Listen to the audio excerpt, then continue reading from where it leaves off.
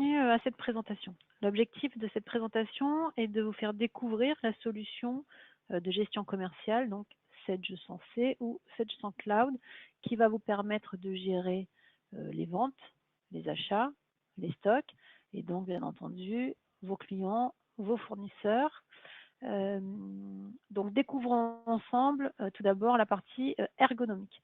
Donc cette ergonomie, vous voyez, nous sommes sur l'écran d'accueil de la solution. Cet écran d'accueil qui s'appelle l'IntuiSage va vous permettre de vous connecter à vos différentes sociétés, d'accéder à un certain nombre d'éléments sur les nouveautés de chacune des versions. Et puis, dans la partie droite de l'écran, vous allez pouvoir accéder à des raccourcis selon différents thèmes, voire même de vous constituer votre propre groupe. Donc moi, j'ai créé un groupe ici, Emmanuel, qui va vous permettre d'accéder à un certain nombre de fonctionnalités intrinsèques à la solution, voire même des raccourcis vers d'autres outils. Également, dans la partie gauche de l'écran, la possibilité d'accéder aux informations au travers de la barre verticale qu'on peut éventuellement masquer pour agrandir l'écran. Selon la taille de l'écran, c'est bien pratique. Également, dans cette IntuiSage, une page indicateur. Cette page indicateur va nous permettre d'accéder à deux types d'indicateurs. Le chiffre d'affaires commercial sur donc les 12 derniers mois. Également, le portefeuille sur la période. Donc, nous sommes en mars. Ces indicateurs ne sont pas modifiables aujourd'hui, mais sur les versions précédentes, pour avoir ce type d'éléments, il était nécessaire de passer par le menu état, ce qui pouvait être, on va dire, un peu plus long, en tout cas, en termes d'accessibilité des informations. Et bien entendu, les éléments se réactualisent en temps réel. Hein. Nous sommes sur des bases de données relationnelles.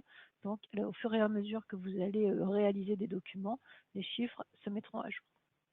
En termes d'ergonomie, tout le paramétrage se réalise, le paramétrage société, donc dans ce qu'on appelle les paramètres société, et c'est ici qu'on viendra définir les caractéristiques de les spécificités de codification de votre société, de vos articles, des tiers, des différents contacts, des documents, etc. On ne va pas approfondir cet aspect-là aujourd'hui. On va faire un circuit classique de saisie d'un devis ou d'un bon de commande pour un client. La transformation, on va le livrer et ensuite on va le facturer. Avant ça, on va jeter un œil, par exemple, à la liste des clients. Donc la liste des clients se présente de la façon suivante. Cette liste des clients, je vais pouvoir la personnaliser en fonction de la fiche et rendre accessibles certaines colonnes ou à l'inverse masquer certaines colonnes. Supposons par exemple que la télécopie qui est ici ne m'intéresse pas, je vais masquer cet élément et je vais pouvoir éventuellement rajouter des informations qui seraient présentes donc dans la partie gauche de l'écran. Dans Sage sans gestion commerciale, on a la possibilité de créer ce qu'on appelle des informations libres. Ces informations libres, on va pouvoir les rajouter dans la présentation pour pouvoir les utiliser ensuite comme critères de tri, de filtre, etc. Donc là, je vais ajuster le colonnage pour avoir tous les champs à ma disposition. À noter que cette sélection, je peux la copier et je peux ensuite la coller dans l'univers Windows, donc Office. Je vais pouvoir donc coller dans Excel, dans Word, peu importe la destination. Ensuite, si je veux très rapidement passer sur la fiche d'un tiers, donc je double-clique sur la ligne et je vais pouvoir visualiser les différentes informations de ce client. Alors, ça se présente sous forme de page ou d'onglet avec les différents contacts, les tarifs qui ont été négociés avec mon client, la possibilité de gérer éventuellement des tarifs spécifiques, soit par famille de produits, soit des tarifs particuliers sur un produit bien spécifique. Donc ces éléments-là vont se permettre donc de remonter le tarif de façon complètement automatique. Ensuite, la possibilité d'adresser et d'indiquer des adresses de livraison, les coordonnées bancaires, des informations libres que je vais pouvoir utiliser ensuite dans les différents documents, des informations sur l'encours de mon client et sa solvabilité, et puis des éléments de paramétrage sur les conditions de règlement, éventuellement des conditions de regroupement ou pas de bon de livraison dans une facture, est-ce que j'autorise ou pas la livraison partielle de ce client, et un certain nombre d'éléments concernant des modèles de mise en page que je souhaiterais spécifier pour ces clients en particulier. Donc, la fiche client, exactement la même logique sur la fiche fournisseur.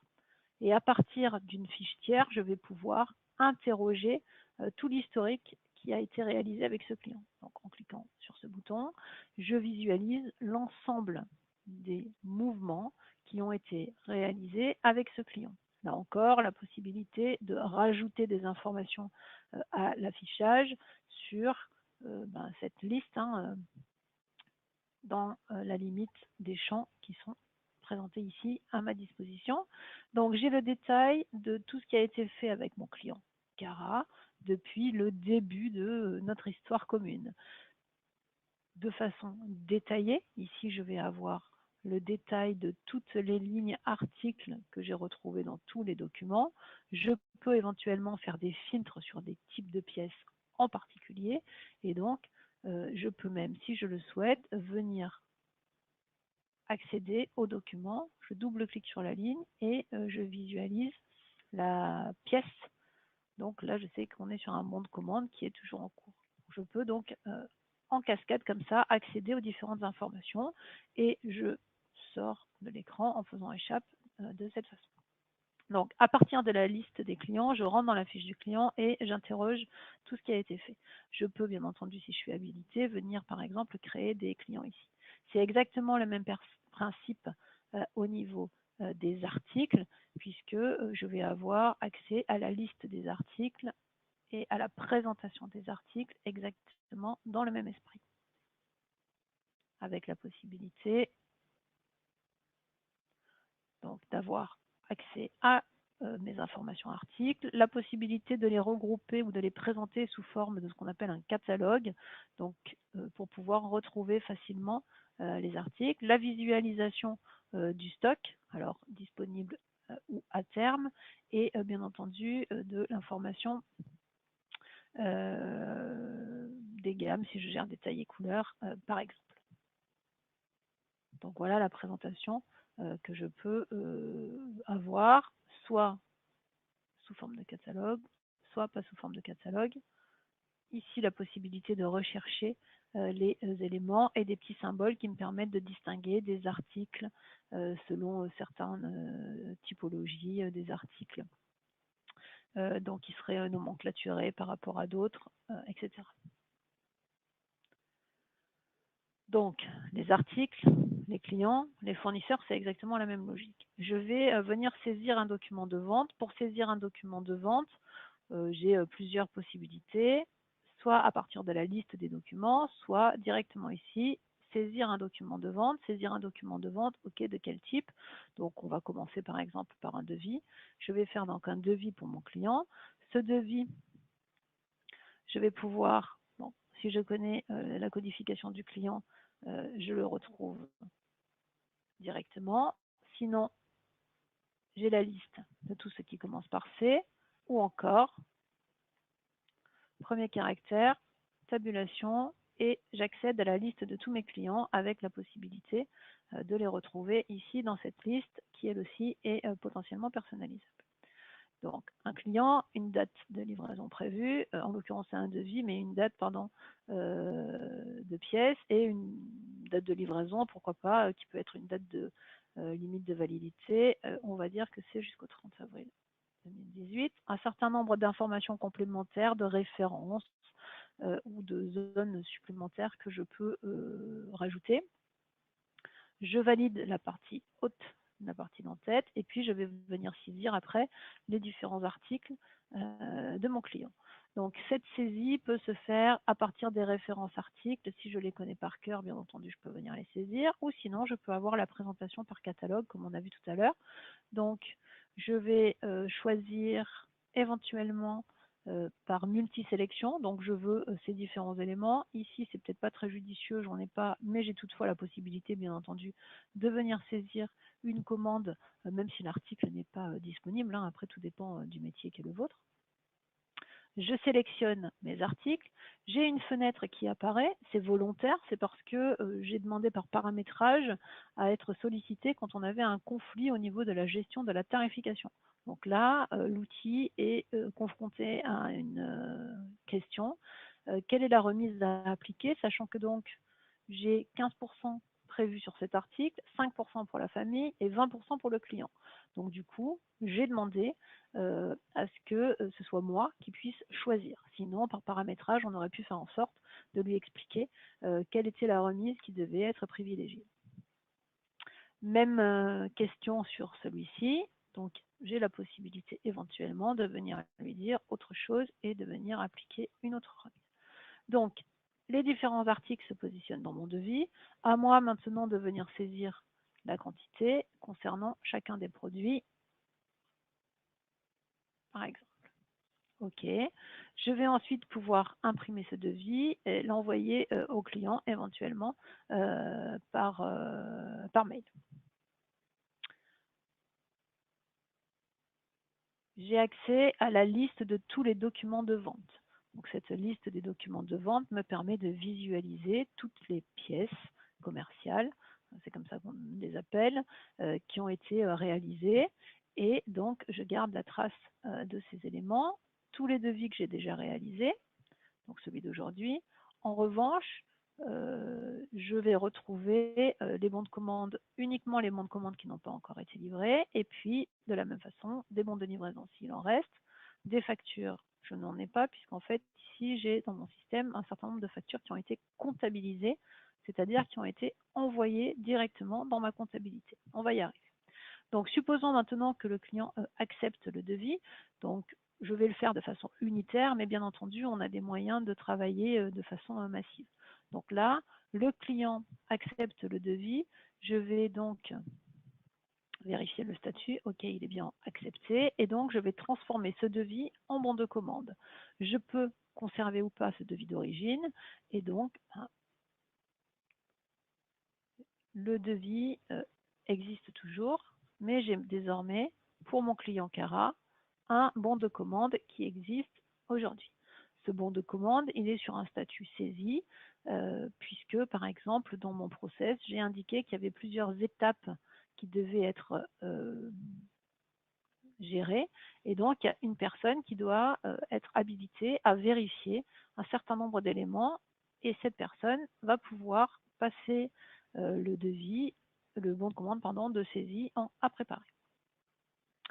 OK, on est d'accord. Je peux éventuellement venir rajouter un commentaire particulier si j'en ai besoin. Donc j'ai mis un message particulier par rapport au montant. Donc c'est pour ça que vous avez eu le message qui s'est affiché.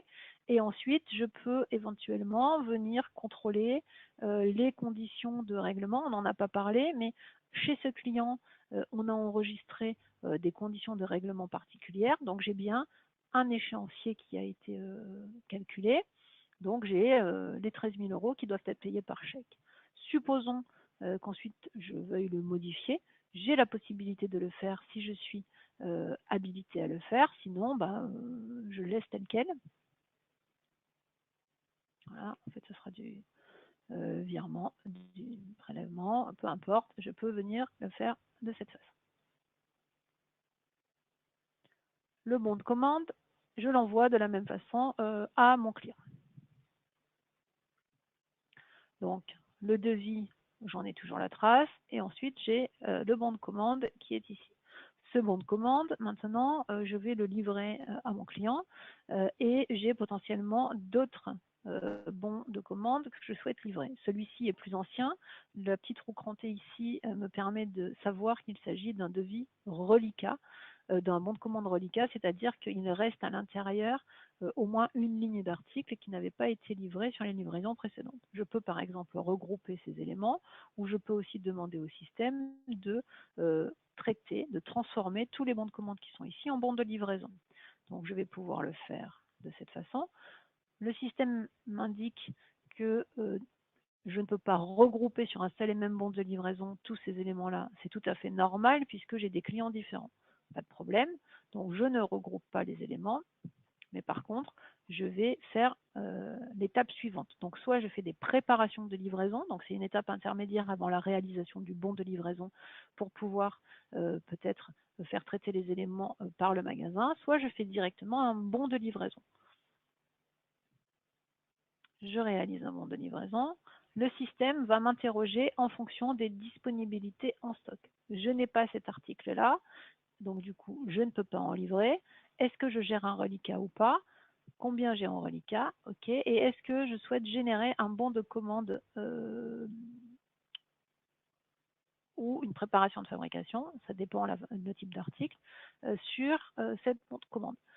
Ce message peut ou pas se faire apparaître en fonction de ce que je souhaite faire.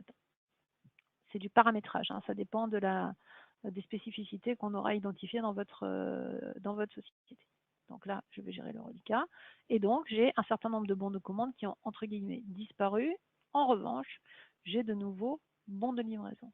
Donc, le système m'a généré des bons de livraison. J'ai ici un bon de livraison pour mon client Cara. En l'occurrence, j'en ai deux parce que je ne les ai pas regroupés. Je vais demander de ne pas le faire. Et donc, ces bons de livraison, je vais pouvoir de la même façon les imprimer, les envoyer à mon client. Une fois que j'ai terminé les livraisons, je vais être amené à faire la facturation. Donc cette facturation, elle peut être faite de façon, unitaire, ou alors je vais pouvoir le faire de façon automatique. Donc là, je vais transformer tous ces bons de livraison en facture. OK. Je vais faire une facture à la date d'aujourd'hui. On est d'accord. J'aurais pu opter pour la possibilité d'ouvrir directement les différentes pièces. J'ai fait un certain nombre de factures. J'ai certainement coché dans la fiche de mon client que je ne souhaitais pas regrouper pour un seul et même client, enfin pour ce client Cara en tout cas, les factures. C'est pour ça que j'ai deux bons de livraison qui correspondent à deux factures différentes. Je vais pouvoir avoir l'histoire de ces documents. Je sais que cette facture, c'est un bon de commande, puis un bon de livraison, puis une facture. Et ça, je le retrouve naturellement sur l'intégralité des pièces, très simplement. Et donc, j'ai bien la trace de ce qui a été fait. Je peux revisualiser les éléments directement. Donc voilà, j'ai fait un devis, un bon de commande, un bon de livraison, une facture. Et ensuite, cette facture, ou ces factures en tout cas, je vais aller les transférer en comptabilité. Et en comptabilité, j'aurai l'ensemble des informations qui ont été paramétrées en amont, c'est-à-dire que potentiellement chaque article a été associé à un compte comptable ou chaque famille d'articles a été associée à un compte comptable. Donc quand pour comptabiliser, donc au fur et à mesure, les factures vont disparaître pour se retrouver ici en facture comptabilisée. Et j'ai bien ici mes factures comptabilisées. À partir de ma gestion commerciale, si je vais dans la comptabilité, donc j'ai le lien directement ici, je rentre dans ma comptabilité et si je vais dans l'interrogation de mon client Cara,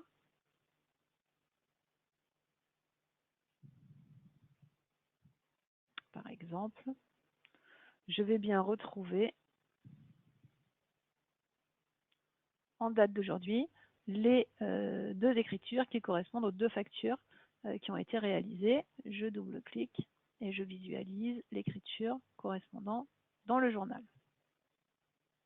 Voilà. Donc, sur la partie comptabilité, il y a une autre vidéo qui a été réalisée qui vous permettra d'avoir une visibilité des fonctionnalités de la comptabilité. Du coup, je reviens sur ma partie gestion commerciale.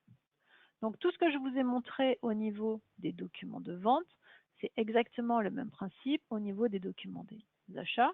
Et donc, je retrouve exactement la même logique, si ce n'est que dans les documents d'achat, j'ai potentiellement un type de documents différents qui s'appellent des demandes d'achat. Donc, c'est le pendant ou le parallèle de la partie vente. Ça va me permettre de faire des demandes d'achat à mes fournisseurs sans que pour autant ça impacte toute ma partie calcul du réapprovisionnement, etc. Et là, sinon, j'ai exactement le même principe de bon de commande, bon de livraison, bon de retour, facture, etc. Donc les documents des ventes et les documents des achats. Ensuite, sur la partie article, j'ai bien entendu la possibilité de faire ce qu'on va appeler des mouvements de stock. Donc les documents de stock, ce sont des documents qui vont me permettre de soit faire des mouvements d'entrée, des mouvements de sortie, soit éventuellement transférer de la marchandise d'un dépôt à un autre, puisqu'on va pouvoir gérer du multi-dépôt. Et on a une petite partie fabrication. On est plutôt sur de l'assemblage sur ce type d'outil. En termes de fonctionnalité et de traitement quotidien, donc là on est passé sur des traitements relativement manuels. On peut avoir la possibilité de faire donc des traitements automatiques pour faire tout le lancement de la facturation par exemple, pour transformer en masse un certain nombre d'éléments. On va pouvoir aussi gérer ce qu'on appelle des documents internes. Les documents internes, ce sont des documents qui vont me permettre de saisir par exemple de la consommation de marchandises avec ou sans refacturation derrière. On va pouvoir gérer des affaires, donc ce sont des projets. On va pouvoir aussi gérer, donc je vous le disais, un premier niveau de fabrication. On va pouvoir traiter assez automatiquement la partie livraison client, la partie réception fournisseur. On a ce qu'on appelle du contrôle qualité. Ce contrôle qualité va me permettre en réception de marchandises de pouvoir éventuellement mettre dans un entrepôt particulier ou réel ou fictif des marchandises, donc pour pouvoir réaliser du contrôle qualité et ne libérer ensuite que les marchandises qui auront été contrôlées. La possibilité également de traiter des abonnements pour pouvoir donc gérer des facturations récurrentes et puis de traiter de la contre-marque. La contre-marque, c'est la possibilité donc de passer des commandes fournisseurs qu'à partir du moment où on a la commande client, voire même faire en sorte que ce soit le fournisseur qui livre directement le client. Ensuite et enfin, toute une partie édition, donc des états, qui vont vous permettre d'accéder à des statistiques, articles, clients, fournisseurs. Alors on a aussi un outil de reporting intégré qui s'appelle Sage BI Reporting. Il y a une vidéo dédiée qui vous permettra de découvrir l'ensemble du périmètre. Mais là, par exemple, je retrouve très facilement mes statistiques articles, donc les plus fortes ventes sur une période donnée, pourquoi pas. Et donc là, j'ai les statistiques par famille, en chiffre d'affaires et en quantité. Sachant que je peux demander éventuellement, soit par famille, soit par article, quels sont les types de documents sur lesquels je veux travailler, est-ce qu'on est sur du chiffre d'affaires hors taxe ou TTC, la rupture c'est une notion de sous-total par exemple, et je vais avoir ou pas mes informations. Donc là, on est sur de la statistique, sur de l'analyse. Ce ne sont pas des rapports extrêmement visuels, mais ça permet d'avoir accès à tous ces éléments.